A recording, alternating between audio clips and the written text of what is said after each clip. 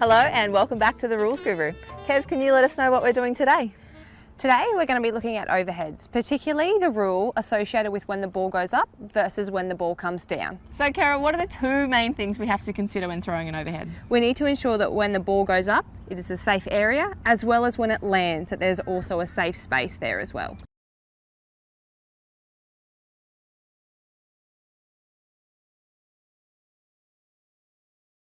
So Carol, let's start with a stationary ball or a free hit. What's the ruling here? Well, in this situation, the defenders will already need to be 5 metres from the ball, therefore it is safe for the attacker to throw the overhead. So Carol, what happens if the player chooses to self-pass the ball before throwing the overhead?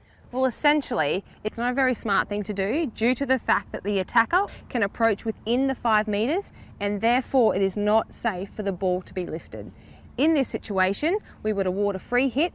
So in this situation, we have the ball in play. What happens if the player decides to throw an overhead? Well, the player needs to ensure that the person from the opposite team is at a safe distance. If the attacker decides, or if the yellow player decides to throw the ball before the red markers, we will deem this as safe as a defending player is 5 metre distance away. Okay. If she chooses to throw it in front of the red markers, this is now approaching within the 5 metre distance and would deem this as dangerous and give a free hit to the defending team. So Carol, are there any exceptions to this rule? In this situation, as the red player is directly in line with the ball, we would establish the 5 metre distance here. However, if the red player chooses to approach from in this direction, the red player is now no longer within the line of the ball. Therefore, danger is not an issue in this situation. So due to the angle that this red player is coming from, even though she is within the 5 metres, she's not in any danger due to the ball travelling in a different direction.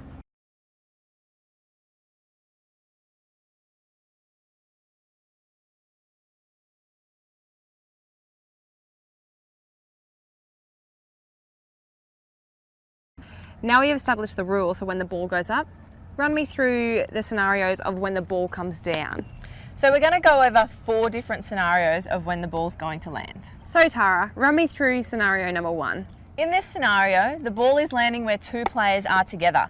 It's up to the umpire to call this decision early, and it is a free hit awarded to the opposing team. So the penalty is actually against the person who lifted the ball.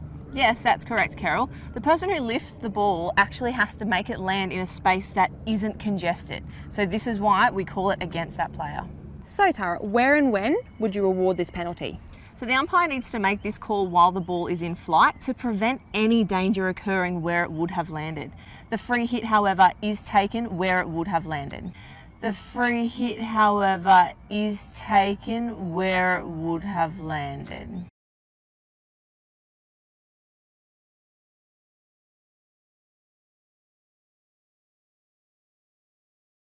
So Tara, run me through scenario number 2. So in scenario number 2, we have the player receiving the ball who is of the same team as the player who has thrown the overhead.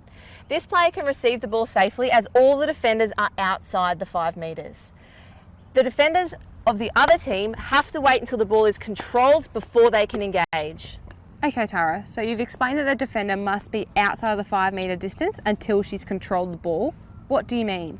Well, the controlling of the ball means that the player has had a chance to receive the ball and they have that ball under control enough to be able to move forward. So Tara, what's scenario number 3? Scenario number 3, we have the ball landing in a vacant space. We deem this based on danger. In this scenario, there was no danger once the ball had entered the second phase, so it's play on. So Tara, what you're saying is if the ball comes down and it lands in a safe space with no players and not creating any danger, it's play on. That's exactly right. So in scenario number 3, we have the ball landing within space. What happens if the attacker and defender both run in and approach at the same time? In this instance, the ball is awarded immediately to the defending team. Again, this situation, the umpire needs to call the ball early to ensure that everybody is safe. So when the ball is in motion, even though the ball was going to land in space, with both players running in, the free hit is awarded to the defence. So although the player throwing the overhead has created a safe space for it to land, the 2 players running in have created the danger. In this situation, we would give a free hit to the defender. Yes, where the ball landed. Yes, where the ball landed. So Tara, run me through this next situation. So what we have here is the ball landing into space. Now previously we had the attacker and the defender together, but in this scenario we have the attacker in her own space and the defender is quite loosely marking. Now as the ball comes into land, the attacker comes in to receive the ball. Now as she's receiving the ball, the defender has run in before she has had a chance to control it, and therefore it's actually a free hit to the attacking team. I get that situation due to the red player has not given the yellow player enough time to control the ball. So what happens if the red player approaches within the 5 metre distance while the ball is within the air?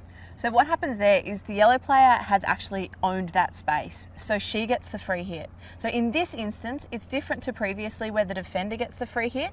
Because the attacker had that space, it's a free hit to them. So in this situation, the yellow team would receive the free hit. That's right. The free hit would be awarded here where the ball was going to land. That's right. The free hit will be awarded here where the ball was going to land. In this situation, if the red team had have stayed out until the ball was controlled, we could have played on. So in our fourth and final scenario, the player has thrown an overhead to the yellow team who is in space. Unfortunately, the ball has gone a little bit offline and landed to the defender who is in space. Although the ball was intended for the yellow, it's all about where the ball lands. In this situation, the red team has received the ball. If the yellow team stays outside the 5, we can play on. Unfortunately, if they encroach within that space, it is a free hit to the red team. So Tara, have we covered everything with overheads and the landing space? Almost everything. The last thing we want to cover is about how you can control the ball down. Previously, you were not allowed to raise the stick above your shoulder, but now you can actually trap the ball in any way as long as it's in a safe space. So in summary, Carol, we have 2 parts to the overhead. We have the lift. Yes, so the lift needs to be made safely with the defender outside of the 5 metre radius. Again, they can be standing to the side, which isn't in line to where the ball is going, even if they are less than 5 metres away. And so for the landing, even though we gave you 4 scenarios, we can break this down into 3 components. The first one being, if the ball is landing in space, we can play on if it is done safely. Secondly, if 2 players are in the same space, it automatically goes to the defence. And the third part is, whoever has the space, other players need to either stay out, but if they engage, the person who had the space to begin with is awarded the free hit. So Tara, it is a complicated rule. It is a very complicated rule, Carol, but if we break it down and if you do get a good understanding of this, it can make the flow of the game so much better. That's all from us this week. See you next time.